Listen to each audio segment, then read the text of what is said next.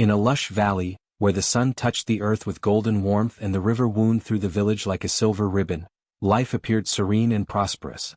Houses built of carved wood and thatched roofs gleamed in the sunlight, and the market buzzed with the laughter of children and the calls of merchants selling fresh produce, spices and handcrafted goods. At first glance, the village seemed untouched by malice, a place where strong familial bonds held communities together and where neighbors relied on one another for both survival and joy. Yet beneath this veneer of harmony, shadows of envy and resentment silently festered, waiting for an opening to take root. At the heart of one household lived a young woman whose beauty and kindness radiated like a quiet flame. Her name, whispered with affection by those who knew her, was spoken alongside admiration for her wisdom and strength despite her youth. She moved with grace through the village, offering help where needed, sharing smiles freely and carrying herself with dignity. Her family, however, harbored a secret tension that no outsider could perceive, a tension that simmered beneath the surface, invisible yet palpable. Among those closest to her, none were as conflicted as her own sister. While the village celebrated unity and kinship, the sister's heart bore the bitter seed of jealousy. The young woman's sister had always lived in her shadow. From childhood, comparisons were made: who could weave the finest cloth, who danced with more grace at festivals, who charmed neighbors with the gentlest smile. Over the years, admiration for the younger sister transformed into envy. Every compliment, every favor, every glance of attention the young woman received became a dagger in the sister's pride. Slowly, almost imperceptibly, the warmth of familial love was replaced by a cold calculation. The sister began to plot, weaving subtle strategies to undermine, control, or ultimately betray the one who had once been her closest companion. Even as the household bustled with daily life, a quiet tension permeated the rooms. Conversations were laced with double meanings, laughter sometimes masking sarcasm, and the walls seemed to absorb the whispers that never reached the ears of outsiders. Friends and relatives visiting the home noticed little at first, attributing occasional tension to typical sibling rivalry, unaware of the depth of malice brewing beneath polite smiles. Outside, the village remained ignorant of the impending betrayal. They continued their routines, believing the home to be a place of care and love, while within, the seeds of treachery were carefully sown. Amidst this quiet plotting, the spirits of the land, the ancestors who watched over the village from the oldest trees, the river, and the winds that swept the plains, observed with patience and sorrow. The village elders spoke in hushed tones of signs and omens, noting changes in the household's energy, strange dreams and unexplained silences. Yet the whispers of the spirits, though ever present, were subtle, like the faint rustle of leaves before a storm. The young woman herself sometimes sensed these silent watchers, feeling moments of calm or unease as if guided by invisible hands, though she did not yet understand the magnitude of what was to come. The contrast between appearance and reality in the village could not have been starker. On the streets, laughter, songs, and celebration continued unabated, while in the heart of a single home, envy and betrayal quietly took root. It was a dichotomy that shaped the rhythm of daily life, preparing the stage for events that would shake the foundations of familial bonds, challenge the moral compass of the community, and reveal the power of resilience hidden within a seemingly powerless young woman. The prosperity of the village, the strength of its culture, and the beauty of its lands were mere backdrops to the drama that would unfold, silent witnesses to the struggle between malice and virtue. In these early days, the young woman moved through her world with innocence, unaware that every act of kindness, every smile, and every moment of trust was being quietly monitored and resented by her sister. The envy that had festered over years now threatened to erupt, a force that would shatter not only the relationship between the sisters but also test the fabric of the entire community. The stage was set, the players defined, and the silent watchers, the spirits of the land and ancestors, bided their time, knowing that what was about to unfold would require the wisdom, endurance, and inner strength of the young woman, and that the whispers of betrayal would soon become a fire that could not be contained. The sisters' envy, once quiet and simmering, began to take shape as deliberate action. She had watched for years as her sibling received admiration, attention, and opportunities that she believed were rightfully hers. Now, fueled by resentment, she plotted in silence, allowing her malice to grow unchecked. Each day, as they moved through the bustling household, she wove her plans carefully, ensuring that no one would suspect her intentions. Every gesture was calculated, every word chosen to conceal the depth of her schemes. She smiled when needed, laughed at the right moments, and feigned concern, all while nurturing a plan that would ultimately betray the young woman who had once been her closest ally. Her first step was manipulation within the home itself. She began to distort conversations, exaggerating minor mistakes and subtly sowing doubt among the household members. She whispered half-truths to relatives and servants, painting her sister as careless, untrustworthy, or even a threat to the family's reputation. Each lie was small, almost imperceptible, yet accumulated like hidden threads in a web. The sister understood that the most effective betrayal was not sudden and violent but quiet, invisible, and insidious.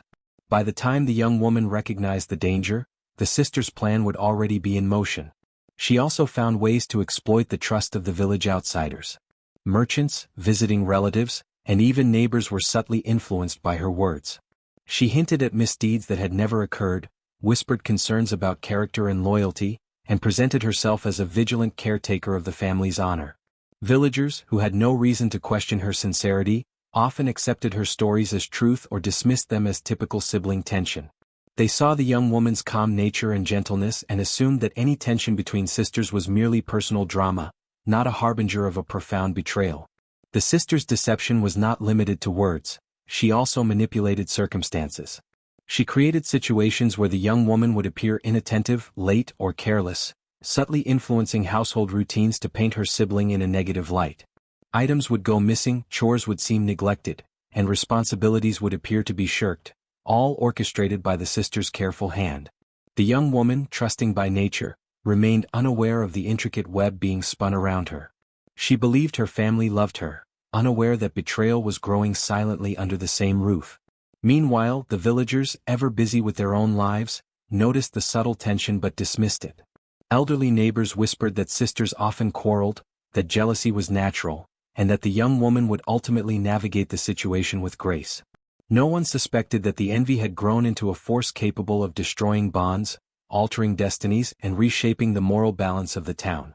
The sisters' cunning ensured that no obvious evidence of wrongdoing existed, only faint hints lingered, barely perceptible to those outside the household, leaving the young woman vulnerable and isolated. Even as the sister refined her plots, she remained outwardly devoted, helping with chores, offering advice, and attending festivals alongside her sibling. Her duplicity was flawless, a mask that concealed her growing malevolence. Yet beneath the polished facade, the sister's intentions were sharp and dangerous, like a hidden blade waiting for the perfect moment to strike. In secret, she nurtured alliances with those who could aid her, whether through influence, opportunity, or greed, ensuring that when the moment arrived, her plans would unfold with precision.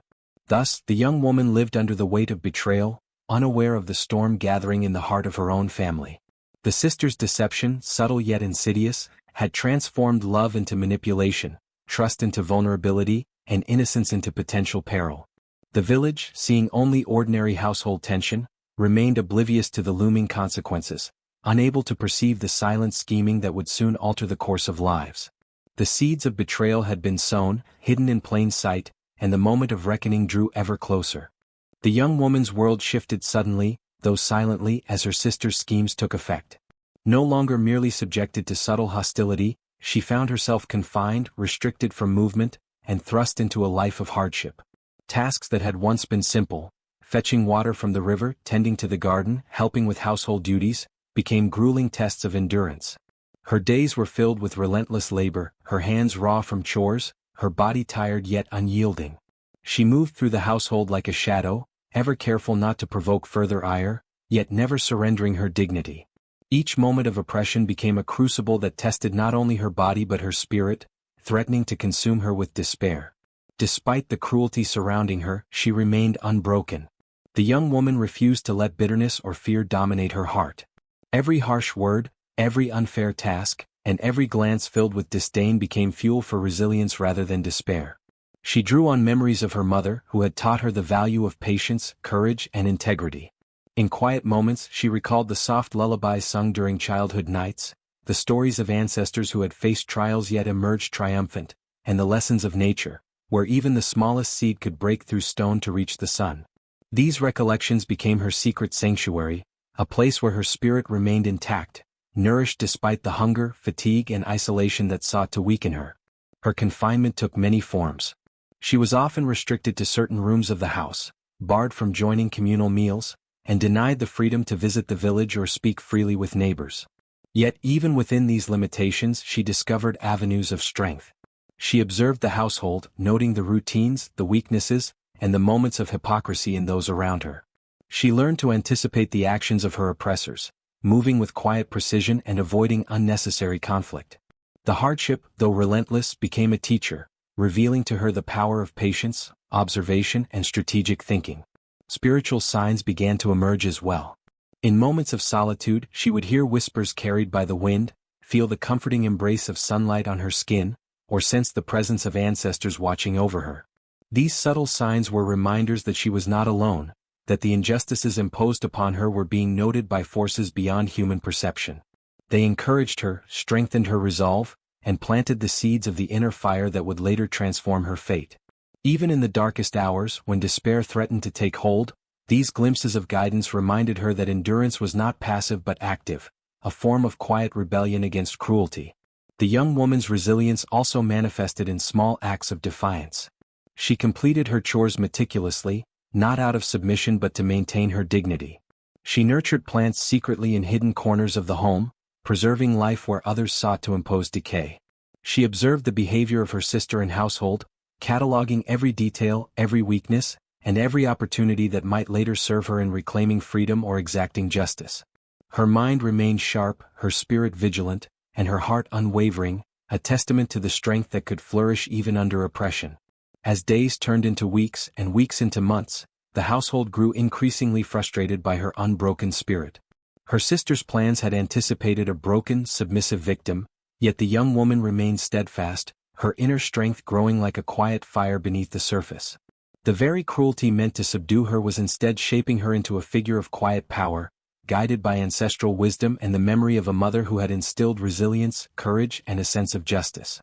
The young woman's life in oppression became not merely a story of suffering but the foundation of a strength that no betrayal, no hardship, and no confinement could ever extinguish. Even in the darkest corners of her confinement, the young woman began to notice subtle signs that the world beyond her immediate suffering was not blind to her plight. Dreams came to her like messages stitched from fragments of memory and whispers from distant winds. In these dreams, her ancestors appeared, not as figures of flesh, but as shimmering presences, emanating warmth, wisdom, and silent authority. They did not speak in ordinary words, rather they communicated through symbols. A river flowing freely after a dam had been broken, a bird soaring high above a storm, a tree bending but never breaking in the wind. Each vision, each sign, carried a lesson about resilience, power, and the justice that awaited those who dared to endure cruelty. The whispers of the spirits were not confined to dreams. Sometimes in the quiet of night, she would hear faint murmurs through the walls or the floorboards, like the voices of those who had come before her to guide and protect.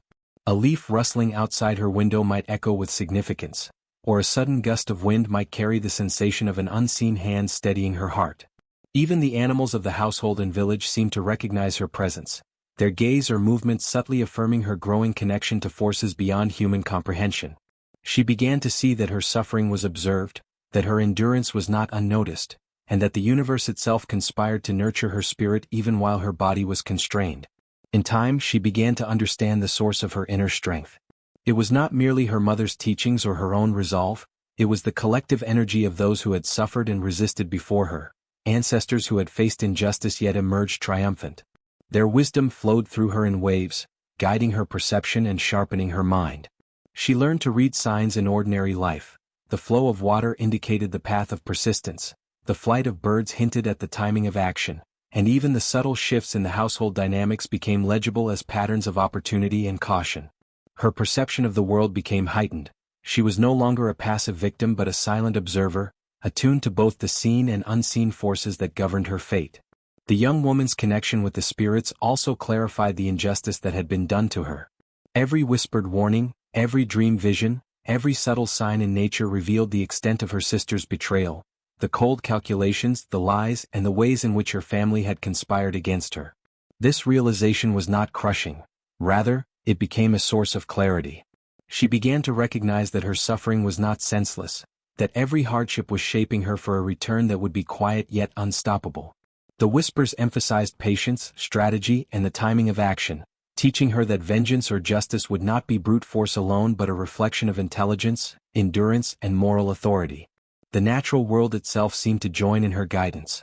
At dawn, the first rays of the sun illuminated corners of her confinement, highlighting patterns she had not noticed before.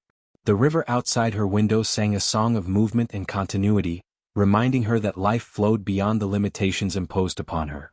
Animals and plants, sensitive to human energy, responded subtly to her presence, as if signaling the alignment of her will with the rhythms of the universe. These spiritual signs became a mirror of her potential, reflecting not her weakness but the immense, growing power that lay dormant within.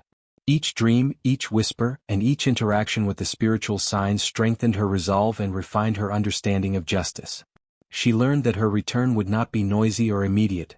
It would be subtle, like a whisper carried through the village, yet it would be unstoppable. The fire within her was not yet physical. It was spiritual, a force of truth and endurance that no betrayal could extinguish. The very universe seemed to conspire with her, preparing her for the day when she would reclaim her place, not through chaos alone, but with the precision and inevitability of moral justice. By the time she began to plan for her return, the young woman had transformed. Her body was still constrained, but her spirit was untouchable. She carried the guidance of ancestors, the signs of nature, and the clarity of her suffering as a unified force. The whispers of the past had become her mentors, shaping her mind, her perception, and her strategy. Though her sister had sought to diminish her, to trap her in a life of obedience and despair, the young woman had grown stronger than anyone could foresee. The quiet yet unstoppable force within her was ready to move, like the wind that eventually topples the strongest tree, not by attack, but by patient persistence and inevitable consequence. In the quiet solitude of her confinement, the young woman began to shift from endurance to strategy. Every day of hardship, every moment of hunger and isolation, honed her mind as sharply as it tested her body. She observed her sister and the household meticulously, noticing patterns in their routines, vulnerabilities in their vigilance, and cracks in their arrogance. Each action, each careless gesture of the oppressors, became a piece of a puzzle she was slowly assembling, a map for her eventual return. She understood that patience would be her greatest ally. Any rash move could ruin the delicate balance she needed to reclaim freedom and exact justice. Her mental clarity emerged from the contrast between her suffering and her oppressor's indulgence. While her body ached from deprivation, her mind thrived in the silence, analyzing and predicting the behaviors of those who sought to control her. Hunger, once a weakness imposed upon her, became a tool of introspection, sharpening her awareness and heightening her senses. The isolation that once seemed a prison now allowed her to focus entirely on her own thoughts, planning and recalibrating her strategies without distraction. Even the smallest details, how her sister arranged the household, which servants were loyal, and which neighbors could be influenced, were memorized and studied. The young woman also reflected on the lessons imparted by her ancestors and the whispers of the spirits. She realized that her strength was not merely physical, it was intellectual, spiritual, and moral. The path to her return would require careful timing, a precise understanding of cause and effect, and the ability to strike when the balance of power was just right.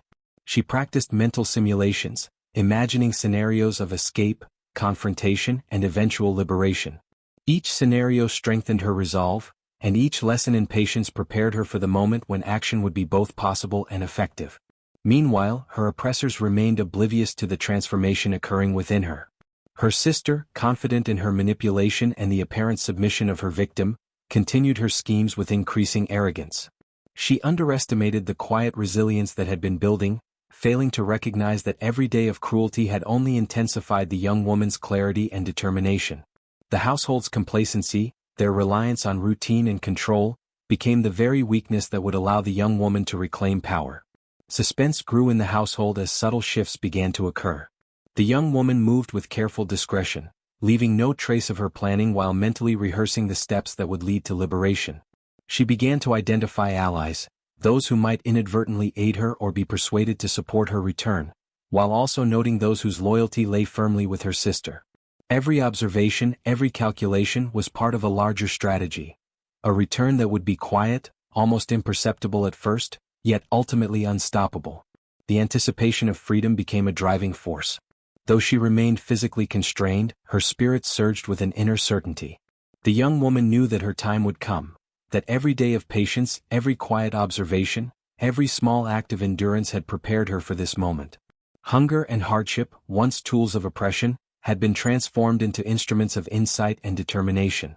The suspense was palpable, both in her own heart and in the subtle movements of the household she studied. Soon, the moment would arrive when the carefully orchestrated plan would unfold, a quiet whisper turning into the force of undeniable justice.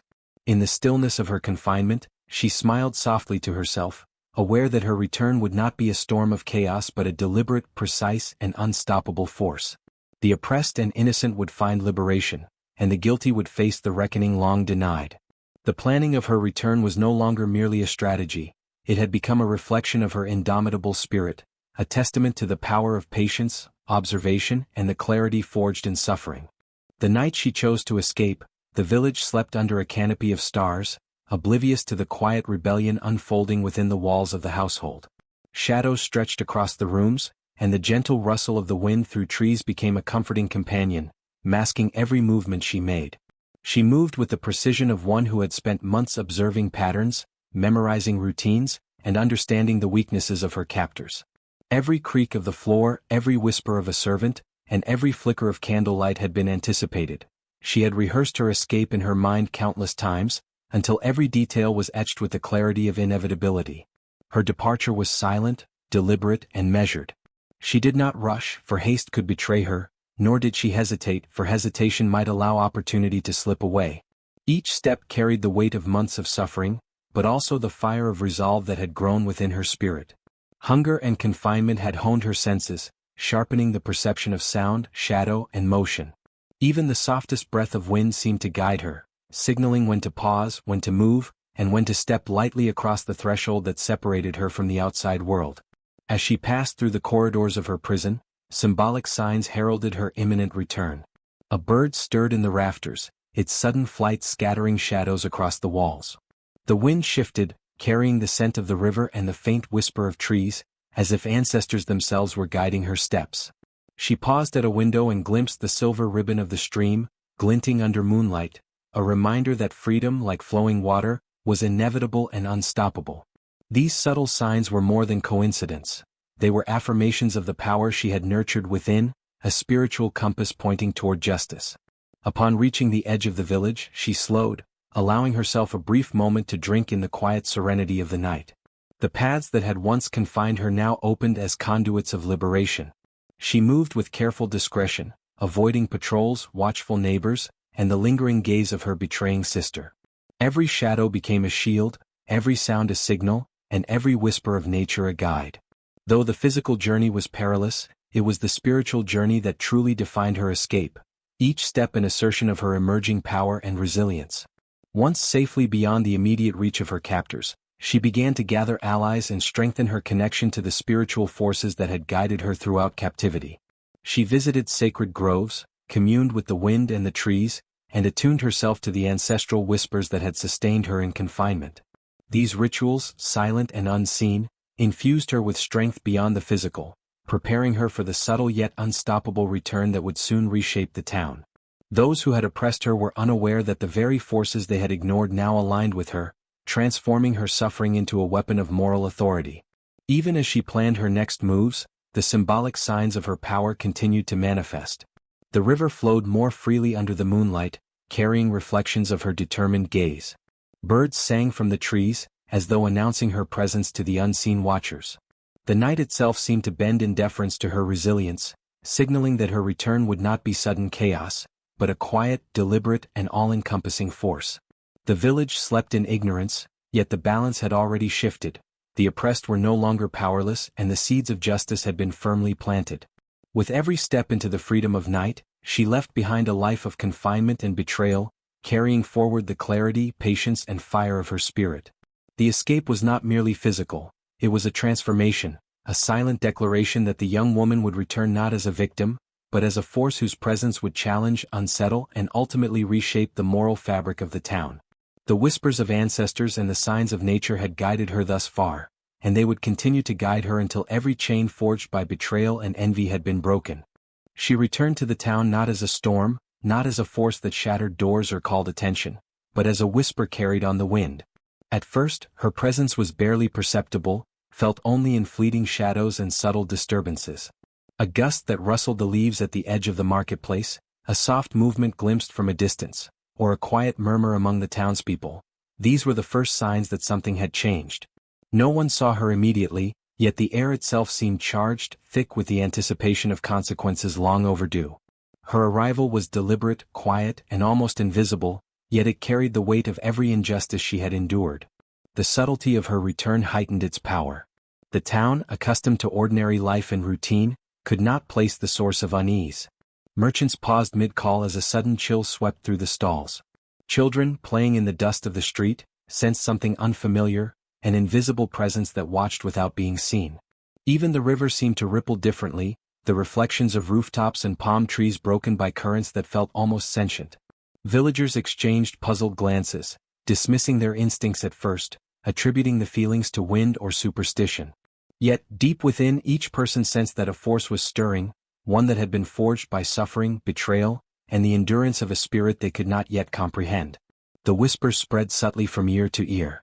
Someone claimed to have seen her shadow flit across the rooftops. Another reported the faint sound of a voice murmuring just out of reach. Each story, growing slightly with retelling, carried weight beyond its words. Fear began to seep into the hearts of those who had once felt secure in their actions. Those who had turned away from cruelty or enabled betrayal began to feel unease. Those directly responsible for her suffering experienced a deep, gnawing dread. Though she had not spoken, acted violently, or revealed herself openly, her presence alone communicated a power that could not be ignored. The town's atmosphere shifted as a subtle tension took hold. Conversations faltered mid-sentence. Workers hesitated as they passed the homes of those who had betrayed her. Even the animals seemed affected, their behavior erratic, sensing the awakening of a force that was no longer confined by walls or chains. It was as though the very essence of the young woman, tempered by hardship, guided by ancestral spirits, and sharpened by the betrayal of kin, had extended outward, influencing every corner of the town. The moral balance, once ignored or inverted by envy and malice, began to correct itself in whispers and glances, an unseen energy moving through streets, homes, and hearts alike. Her return as a whisper emphasized the inevitability of consequence. Those who had plotted against her, once confident in their security, now felt a subtle trembling beneath their feet, an awareness that they were vulnerable to forces far beyond their understanding. Fear was not chaotic, it was precise, growing steadily as each person sensed that the reckoning they had ignored was no longer distant. Every shadow seemed longer, every creaking board more ominous, every wind-blown leaf carrying the weight of her presence. The town could not resist, could not bargain, and could not escape the moral force that had been awakened by a life of suffering turned to resolve. Meanwhile, the young woman herself remained unseen, observing the reactions of her oppressors and the community. Her spirit, infused with the guidance of ancestors and the clarity of hardship, moved deliberately, assessing the town, understanding its weaknesses and preparing for the moments when subtlety would give way to visible consequence. Her return as a whisper was not merely a tactic, it was a statement. The victim had endured, the betrayers had underestimated her, and the moral and spiritual balance of the town was about to be restored. By the time the first signs of recognition emerged among the townspeople, the groundwork of justice had already been laid. Fear, uncertainty, and anticipation permeated the streets. The whisper of her presence was unstoppable in its subtlety, spreading faster than words, penetrating deeper than sight. The town, once blind to cruelty and betrayal, now felt the weight of what had been ignored, and even without witnessing her directly, every soul understood that the young woman had returned, not as a victim but as the embodiment of quiet, unstoppable justice. The first signs of liberation began subtly, almost imperceptibly. Doors that had been bolted against the weak creaked open under the weight of unseen hands. Windows, once tightly shut to keep out the vulnerable, swung with the gentlest touch of wind, as if inviting the oppressed to step into freedom. Prisoners of circumstance, silenced by fear, and those whose lives had been constrained by envy, cruelty, or neglect suddenly sensed possibilities that had long been denied. It was not chaos that spread through the town, but a quiet and unstoppable force, the manifestation of a power that had grown in patience, endurance, and righteous indignation. As the young woman's presence moved through the village, it carried with it a symbolic weight that transcended physical action. Those who had been restrained, by walls, by fear, or by societal pressure, found themselves emboldened. Hearts and minds opened, as if the chains of injustice that had bound them were melting in the heat of her resolve. Some stumbled at first, unsure of the new freedom, as though awakening from a long, oppressive sleep. Yet they quickly realized that the environment had changed. The invisible currents of justice now favored them, guiding their steps toward liberation. The oppressed began to rise quietly but decisively, walking freely, speaking boldly, and reclaiming spaces they had been denied. Meanwhile, the guilty, the betrayers, and those who had actively participated in oppression felt the force of consequences in ways that could not be ignored. The merchant who had once turned a blind eye to injustice suddenly found his wealth diminished in strange and inexplicable ways. The sister who had orchestrated betrayal experienced a tightening of the very life she had manipulated, her confidence faltering as the subtle energies of judgment circled closer. The town streets, once calm and orderly, now echoed with the disquiet of those whose misdeeds were being recognized and measured. Their fear was precise, sharp, and penetrating, a moral reckoning that left no room for escape. Yet through all this, the innocent remained untouched. Families who had nurtured the young woman or turned a neutral eye to the wrongdoing experienced only a sense of peace, as though the invisible hands of justice had deliberately bypassed them. Children, elders, and those uninvolved in cruelty continued their lives with little disruption, but with a heightened awareness that fairness and virtue could never be ignored. The contrast between the fates of the guilty and the innocent made the moral force behind the young woman's return undeniable, and even those who had once been skeptical could sense the precision of the retribution being carried out. The symbolism of justice flowing like a whisper became increasingly clear. It was neither loud nor violent in the conventional sense, yet its effects were profound. Buildings that had symbolized confinement or inequality seemed to shift subtly under unseen pressures. Locks and chains that had held the oppressed were inexplicably loosened or vanished entirely. Small signs appeared in nature.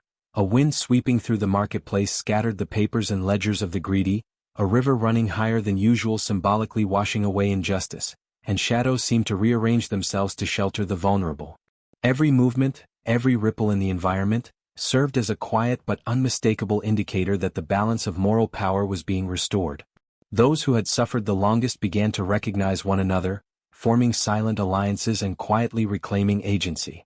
Farmers who had been denied access to communal lands now found gates opening without force. Servants who had been mocked or ignored discovered themselves being noticed, acknowledged, and empowered.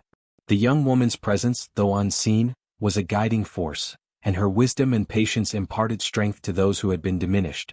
The liberation was not instantaneous, but methodical and deliberate, echoing the very qualities that had allowed her to endure and strategize in captivity. The guilty, confronted with the consequences of their actions, often sought explanations in the natural world or in superstition, yet they could not deny the truth. Their misdeeds were being corrected by a force beyond human control. Wealth vanished inexplicably, reputations crumbled, and relationships they had taken for granted were severed. The moral law, invisible yet omnipresent, demanded accountability. Fear gripped them not just in anticipation of visible punishment but through an intrinsic recognition that their betrayal and cruelty could never go unanswered. By the time the day fully dawned, the town had been transformed. The oppressed moved freely, carrying with them the quiet confidence of those who had survived injustice and now recognized the invisible guidance of a higher moral order. The guilty understood, often too late, that the power of endurance, combined with spiritual and moral clarity, was capable of dismantling their carefully constructed lives. And all the while, the young woman remained a whisper in the wind, her presence invisible yet undeniable, a force that had restored equilibrium through patience, foresight, and the quiet accumulation of power. Justice, flowing invisibly like a whisper, had proven itself unstoppable. It moved through the town, distinguishing between the innocent and the guilty, empowering the weak and restraining the arrogant. Every liberated soul, every humbled betrayer, every subtle sign in the environment, testified to a truth that would be remembered for generations. Cruelty and betrayal, no matter how hidden or calculated, could never escape the reckoning brought forth by resilience, patience, and the quiet force of moral power.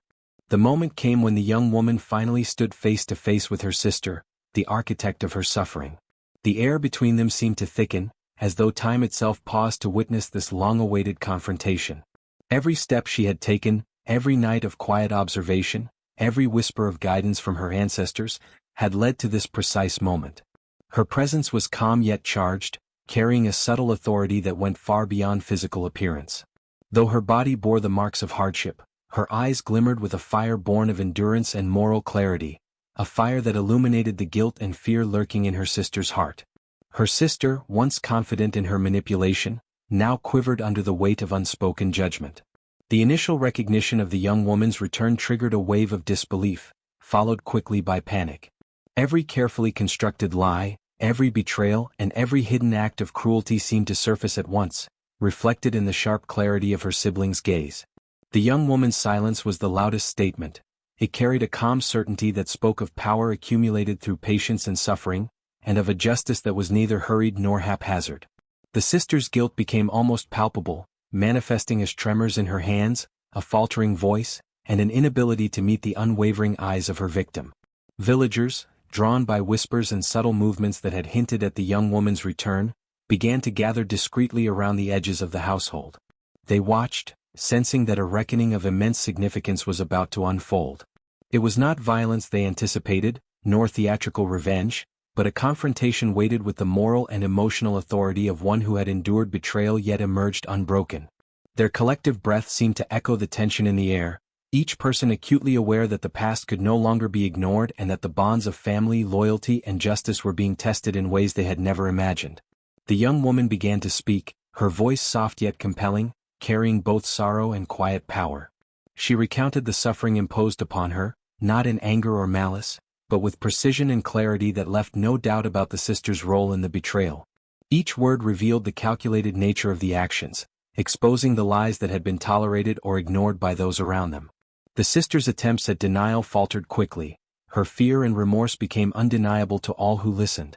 As the villagers absorbed the truth, the emotional gravity of the situation deepened, demonstrating that justice was as much a matter of moral clarity as it was of consequence.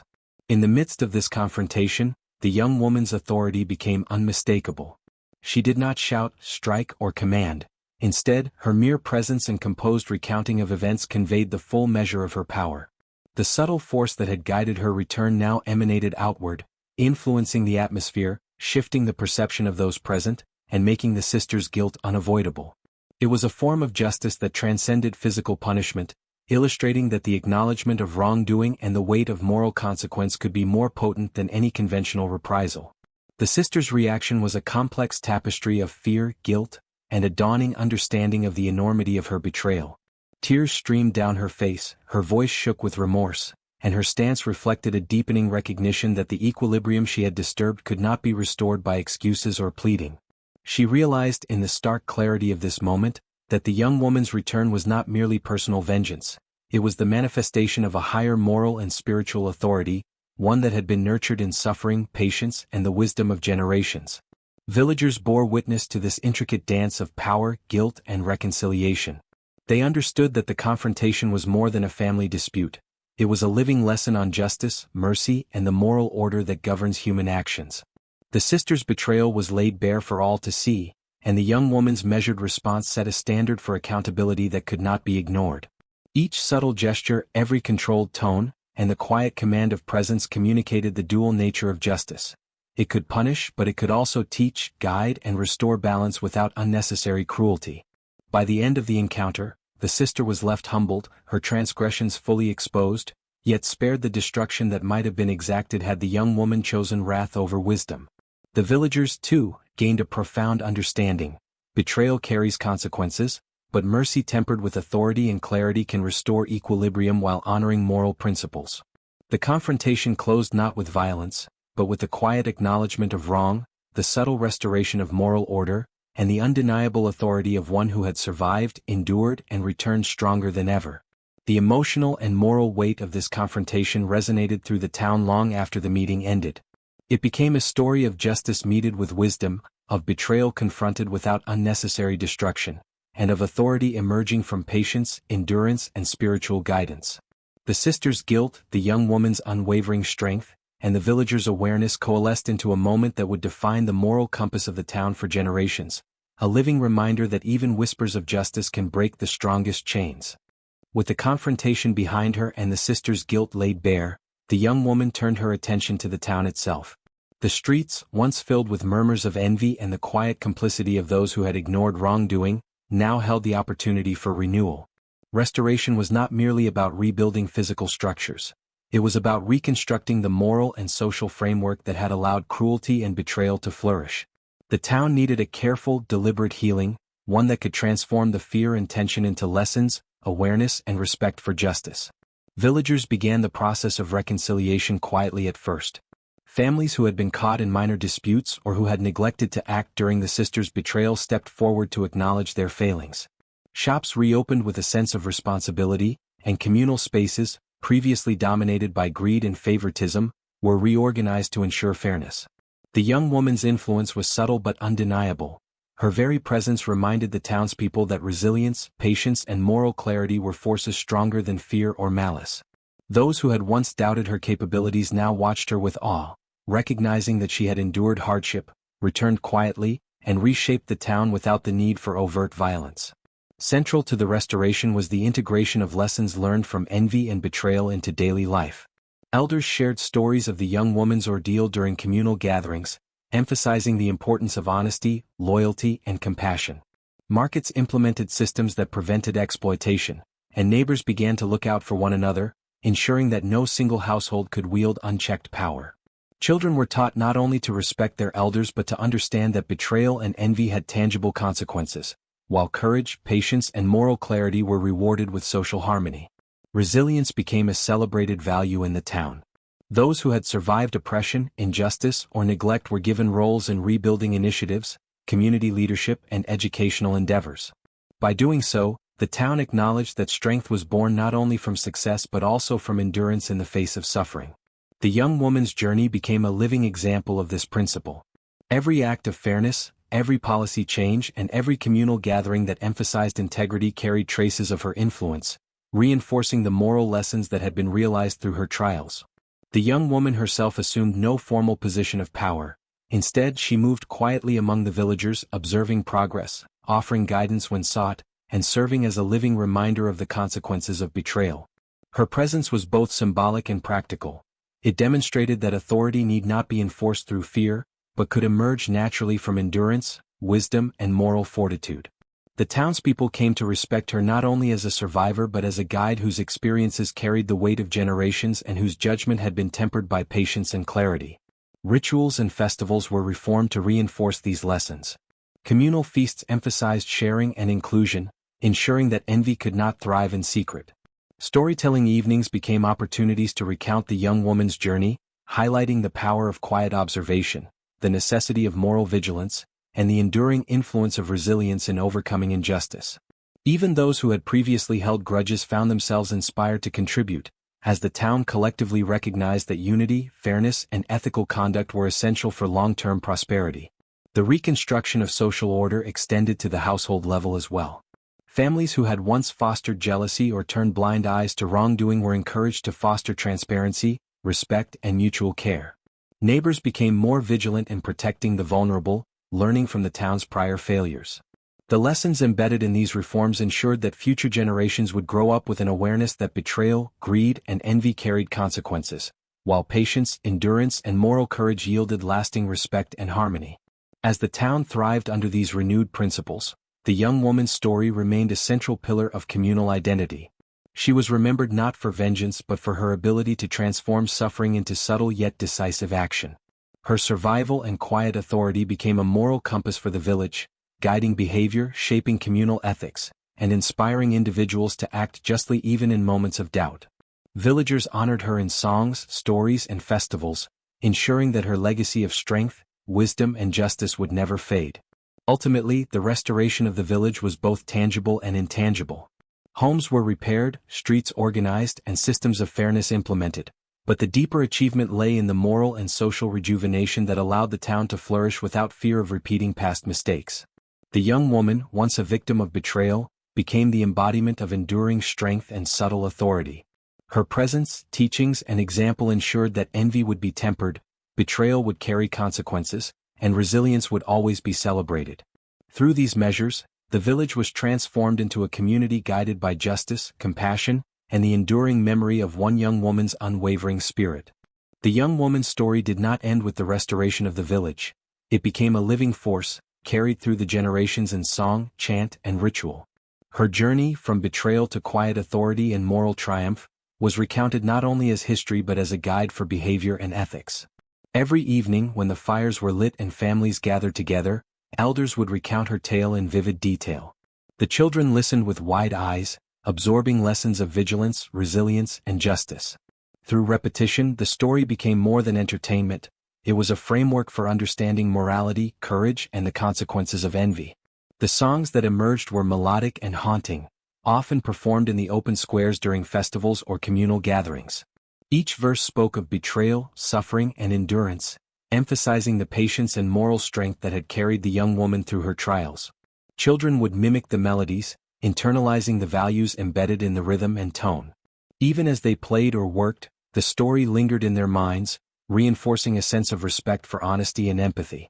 Villagers recognized that these oral traditions were powerful tools for social cohesion, transmitting knowledge and moral principles long before the advent of written records. Rituals grew around her story as well. During harvests, villagers would perform symbolic reenactments, offering portions of food to all members of the community to remind themselves that fairness and sharing were essential virtues. The young woman's tale became a central motif in these ceremonies. The whisper of her presence, the endurance she displayed, and the moral authority she wielded served as the guiding spirit of communal life. These practices ensured that the lessons of the past were embedded in the cultural consciousness, preventing the repetition of greed, betrayal, and hidden cruelty.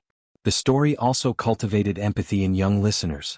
They were taught to recognize suffering, both visible and concealed, and to respond with care rather than indifference. The narrative highlighted the consequences of turning a blind eye, making them aware that injustice could flourish silently unless challenged. By embedding these lessons in song and ritual, the community instilled a sense of vigilance, moral responsibility, and interconnectedness, strengthening the social fabric of the village. Children internalized these principles not as abstract ideas but as lived experiences conveyed through performance, repetition, and symbolic action. In addition to shaping behavior, the oral tradition honored the young woman as a figure of enduring strength and moral clarity. Her presence in the stories, even when she was physically absent, reminded villagers that resilience and justice could prevail over cruelty and betrayal. Her influence extended beyond individual households, shaping policies of fairness, social expectations, and communal ethics. Her tale served as a moral compass, guiding leaders and ordinary villagers alike, reinforcing that ethical behavior was both observed and remembered, and that wrongdoing carried inevitable consequences. Over time, the songs and chants became an inseparable part of cultural memory. The young woman's story was performed during important life events, births, initiations, marriages, and communal celebrations, reminding the village that vigilance, empathy, and resilience were timeless virtues. As each generation learned and retold the tale, her legacy was solidified, not only as a cautionary story about betrayal but as a living embodiment of moral authority and ethical guidance. The oral tradition ensured that her influence endured, shaping the cultural identity, values, and ethics of the community indefinitely.